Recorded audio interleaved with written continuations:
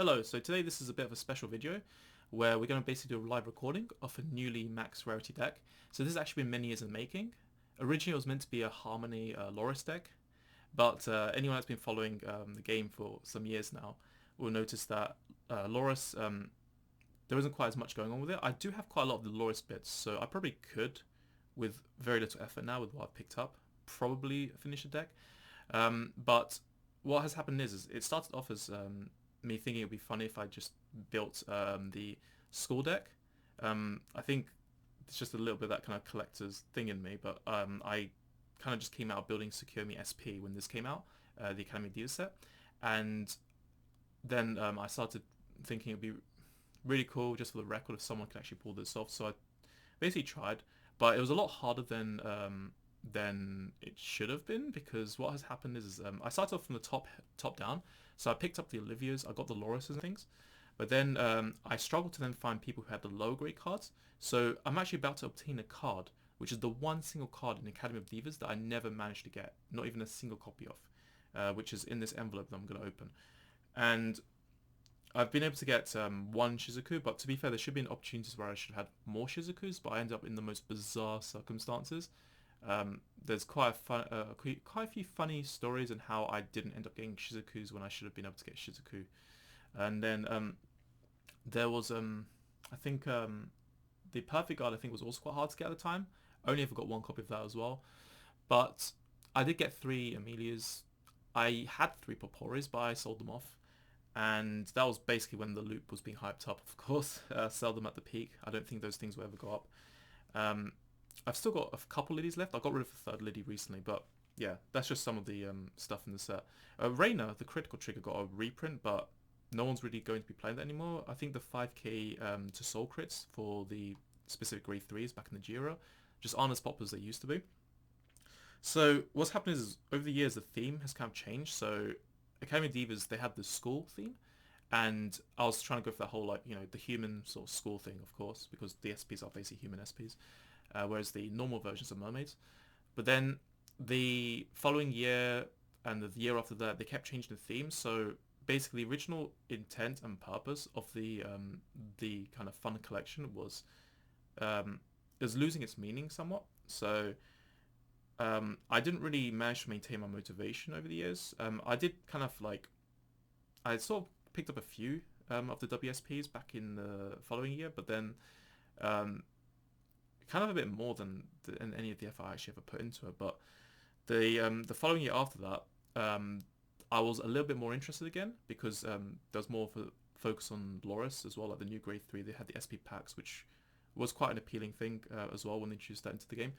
I think that was a time when I started just being more interested in boxes and things.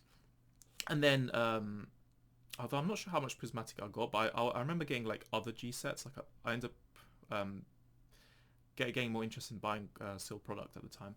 But then after that, what did we get? We had the final G set. I wasn't around for that because I was abroad for quite a while. So I kind of just slept on virtually the entire set. And then I randomly bought 4 boxes at some point in an expo, and I pulled quite well. I got like at least a few SPs in 4 boxes, which is really good. I think it was the Choo Choo Turo Stride and the Aqua Perfect Guard. And then casually just did a little bit of trading here and there, but honestly, it's been very half effort. And one mistake I made was the Loris SP pack. So the original Loris SP pack had a misprint, but not really a misprint. It's more like they put in the wrong card. So there was meant to be the second Loris grade 3, not Miracle Voice, the other one, I can't remember. And what happened was Bushra, they did like an exchange program thing where you could go to a tournament and then you can basically give in your your Citron G-Guard. So they actually put the Citron G-Guard in, but when you're supposed to be getting Loris. So basically had that traded in for Loris. Obviously back then, decision made sense. Loris was more valued, harder to get. Citron was not worth anything. But then, over the years, Citron has actually become very sought after, hard to find. And what's then happened was I've had a bit of a struggle, funny enough, between all the cards. this one came to bite me back the hardest, which was trying to find Citrons. And so the thing that's really hilarious about Citron is that card was actually accidentally overprinted when it came out, yet it's still very hard to get. Arguably, I wouldn't say it's the hardest SP actually to get, because there is one card which, as I said, I've been trying to get it for many, many years, and only just now managed to get one. But I would say Citron is probably like easy one of the runner-up hardest cards to find. And but then I think Academy of Divas has a few SPs which I'd say are like stupidly impossible to find. They did also reprint sort of the Citron G-Gun SP, but they did the old artwork, which I've got a few of. I've got a friend from the States kind of holding on to them for me. But basically, I've now got the option between the two. I kind of just picked those up just in case I failed to get the old version. So this is sort of meant to be the moment where I make the deck max rarity. So I'm just going to be very careful like how I put this envelope on camera so I don't end up doxing anybody. So this is basically the envelope, and we're basically just going to open it now. Just got to be very careful not to yeah. So as long as I don't cut through the SPs, because that would be a disaster if that happened, right? So this is it. This is the moment. Imagine if you cut through SPs, that'd be horrifying. Right, I'm trying to be very careful because I don't want to take any risks.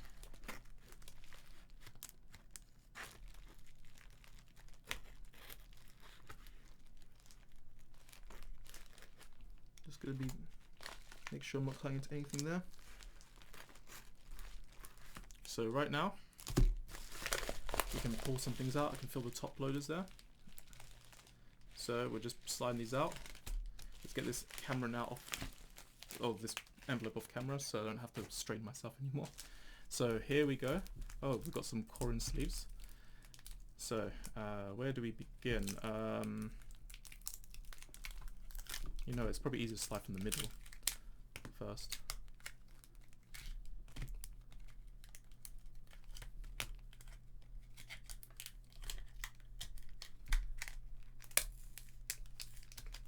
Actually, you know what? At this point, I might as well just use scissors, but I think I made things a little harder when I pushed them in. So if I do it like this, okay, there we go. So to start with, okay, so this is my 4th copy of Aqua, just in case I want to build some other decks with it. We've got the foil Resius, which is one of the remaining cards I needed. So I did actually order one, but then it never arrived, and I got refunded for it. I kind of picked up, well, normally I would rather just trade them off people. But then I sort of wanted it because at the time I was kind of hoping to have it for Leeds, just to have with me. I mean, to be fair, the intent was to play Regalia, but I did bring my Bermuda deck with me, and I kind of just felt like messing around with it because I had picked up some cards recently for it. And so this will definitely be good to add in as well. This helps me to basically complete the deck. Next we have these other cards. Let's just go through them one by one. So this is the I think 2nd copy of Orange. We've got the 3rd copy of Lupina. So this is the SP that I've actually not been able to get after like so many years. So I think it's been 7 years since this card came out, something like that. It's been around several years, and this is the first time I've actually got a copy of it. So that can finally go in. I wasn't actually playing this. I don't think anyone plays it anymore, to be fair, but I might try out. And then there's Shizuku, which I've already got one of. I think I only need one in the list I'm playing, but pick up a second in case. And then 2nd copy of Aqua Perfect Guard, so I think I need to get 4 more now if I want to keep it up to date. Then the 2nd SR Haltruda, Orange as well. This would make it the first one I've got off this card. She probably can be quite handy if you want to write down. Of course, now you've got like quite a few ways of doing it because they've released a new promo which you can use with the V Series Orange. Another copy of Leaseless is a 2nd copy as well, so if I ever wanted to build a different deck, it's always good to have these on hand. And then next we have Debut Stage Turua. So just a extra restand to have on hand. And then this is the annoying card. So this is the one that for years they basically had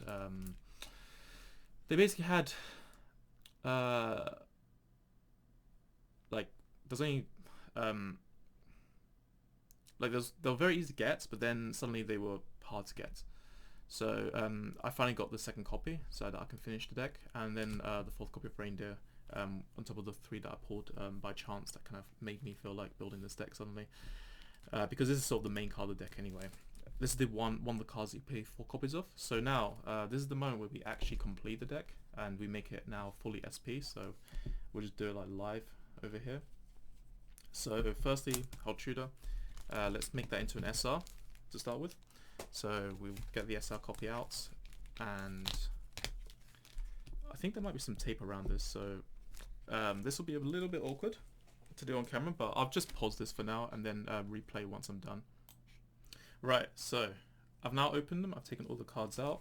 So just to kind of sum up, we did get these. I think there's about 12 cards if I'm not mistaken that I picked up, so 8, yeah, or 13, yeah 13, no, that's 4, okay, apparently it's 14. Yeah, this is the bit where we get to the actual max rarity. So going through here, so we've got the 2 Olivias here already. I've got spares of some of these cards, by the way. Actually, I technically only have 2 of these. I could have picked up a few more though.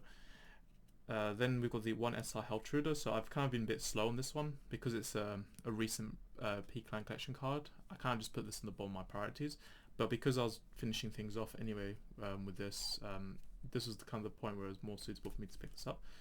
Megiddo, funny enough, I actually picked up one of these, but then ended up pulling 2 more within the next week, I think, and then the one that I got off someone ended up arriving after. So, but I've gotten rid of one of them the other day. That now leads me down to I think 4 Megiddos. I've actually had moments where up until quite recently I've owned like I think 4 or 5 Ultimas. I've got around the same amount of Starks, or if not more maybe. And yeah, I own too many Ultimas, Stark and Megiddos apparently. But I think now I've got maybe 2 left of the Ultimas. But at least 3 or 4 Starks I think. Then one of the Churro Strides, I've got a few more of these actually, and then Ange as well, I've got a few more of these too. Lapria, actually speaking of which, I'm probably going to put the Hot Stamp Shandy in this G-Zone, but I just need to kind of think through what I'm going to take out for it. To be fair, I'm not playing this deck very seriously, so I haven't really put on my critical thinking hat when building this. Then we've got Alprina.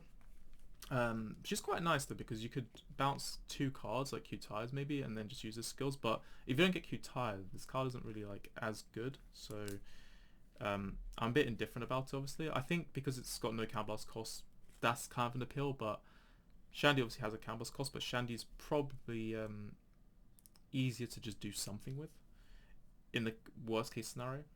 And then we've got Citron, but there's 2 copies here. So this one, I've actually got a lot of these in double rare because I've got probably like a box of these. But let's just take this out and replace it with an SP.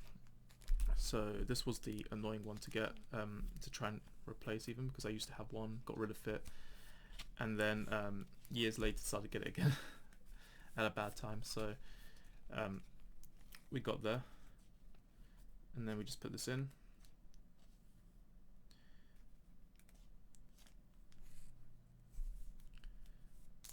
So that's that. And then next we move on to next part of the G-Zone. So this is obviously just a basic triple rare from the Premium Clan collection.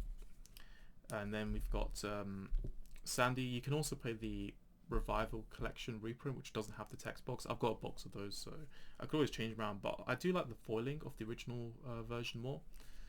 And then we've got WSP Leona, which I've got another one of these actually, but at the moment I'm just playing one.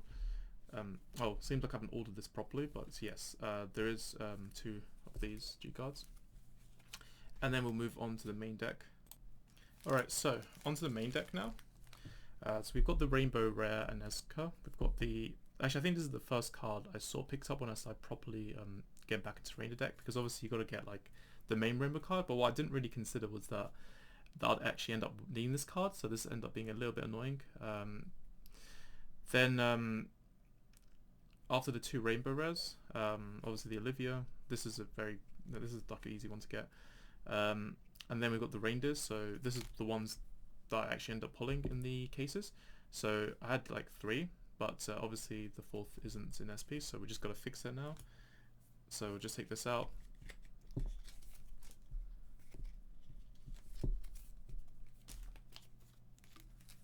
Then we'll take this out from here. I probably should change the sleeves I'm using, because the cat sleeves I just usually put like any deck that I build these days, I just seem to put them in cat sleeves whenever I want to. Whenever I'm unsure about what kind of sleeves to use, because I've got quite a lot of the cats. And then, so that's 4 of these ones. And then we've got Churua, Lupina. Obviously I'm playing one of each of these because I don't want to break. Then there's 2 Q-Tires as well. So Q-Tire is a weird card because obviously there's no high rarity of this, but this is actually a really highly played card in a lot of decks. So this thing is kind of awkward because it's obviously grade 3. So in a deck we were already trying to play a lot of high grades, it's kind of weird because you get a lot of the weirdest kind of early games. But when you do happen to get this as a rare card, it can basically set off an engine for your deck as well.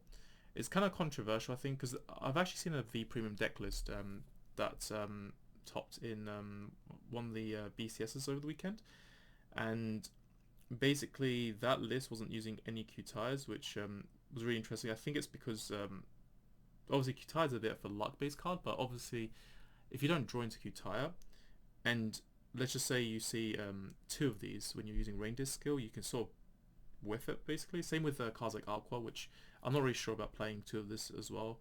I noticed that list wasn't using 2, so basically I made it so that Reindeer, they kind of just focused on the Reindeer and kind of had a bit more of a stable early game in the process. So yeah, I'm actually wondering just how I'm kind of just thinking in my head, like, how important is this card, like, really, because there are sort of some downsides to it, and we do kind of experience games where we don't see Q-Tire, and it just sort of makes you kind of like wonder if you play differently. But even like when you're mulliganing, when you're trying to do your redraws and things, it feels kind of awkward. So it's a weird card.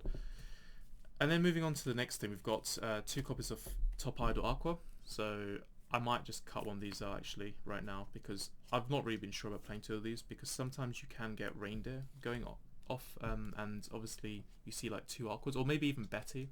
Cards like Betty as well. Honestly, I'd rather play 2 Bettys, I think, than 2 Aquas. So anyway, we'll just move this to the side. So I'm going to try out the Speaker SP instead. The card is a bit of a weird one because it's not really as useful unless you're on like high damage. Okay. There we go.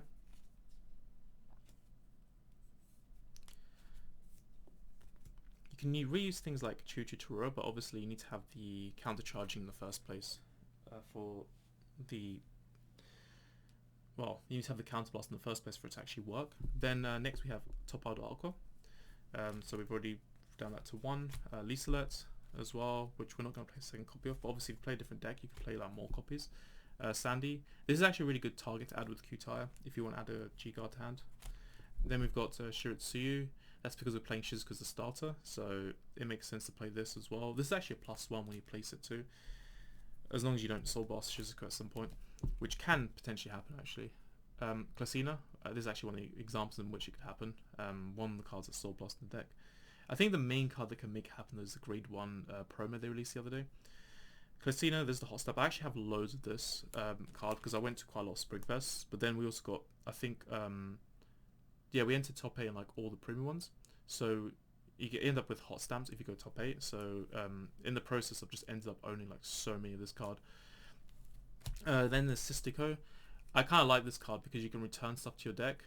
Of course, it's a 20k beta, which is alright as well, and you can prevent something from restanding, which can sometimes be useful. I mean, I test this against Regalia quite a lot, so if it goes off against Regalia, it's quite decent. Obviously, it's more a case of did they have a gauge and do they have the greed 3 that prevents the targeting. So that's obviously Angelica, which by the way, that is one of the reasons why Angelica, you could say, is better than Freyg, because Freyg can't protect your rear guards from Sistico. Then there's Pearl Sisters Perla, no high rated version for that one. Seria, which is also no high rated because it's in Clan Collection. Same with this grade 1 Pearl Sister Perle. So we're now onto the grade 1s. Even the promo actually, Matoa, that doesn't have a foil as far as I'm aware. So some of the recent Bermuda stuff are basically mainly just base rarity. Although technically you can say that about any clan now. But I think it's just like we're getting so used to the idea now that you can bling out cards. Even like the first, the Academy of Divas set, even that one actually had hollow rares. Just like the ones that you get in Lyrical actually. Or any of the deep boosters actually, for that matter. But this is a Lyrical card in this specific instance. It was sort of like this. Then we've got, so we've got the Matoa promo, we've got the SP Sedna, which is really easy to get. There's like one in every SP pack, I think.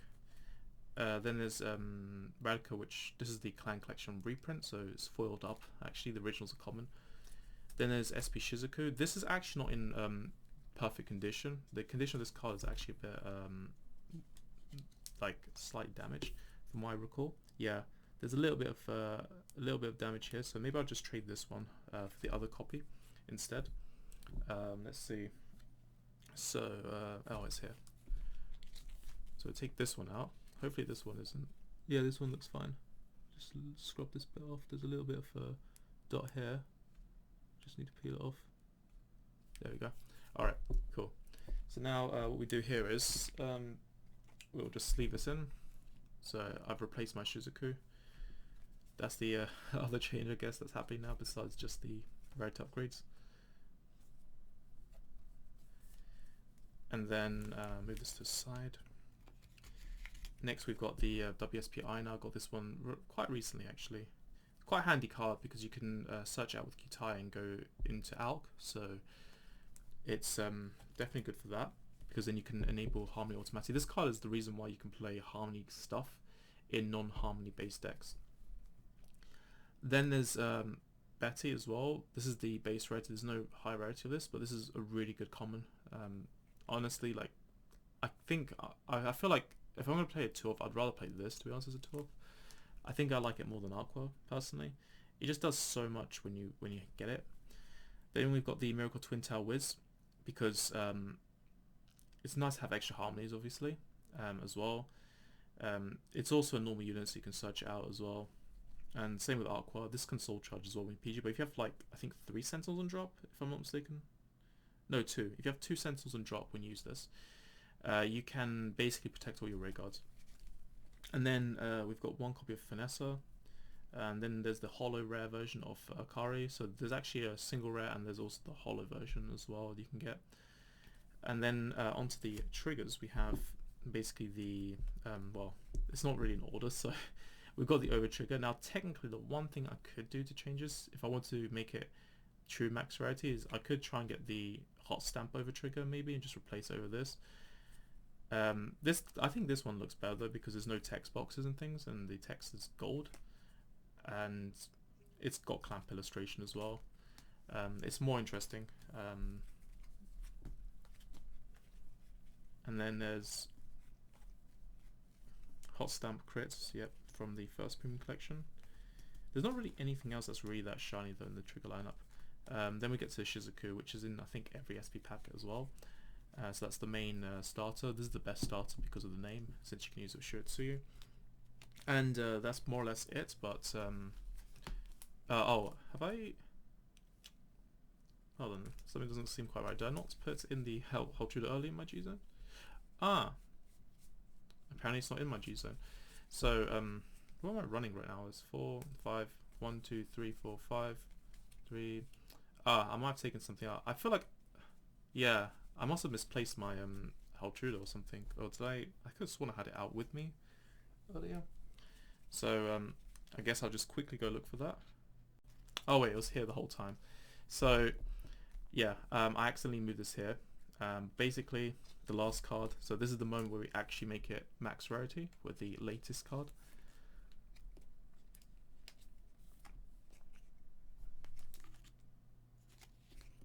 Alright, out you go. And then in you go. And with that, the deck is now in maximum rarity.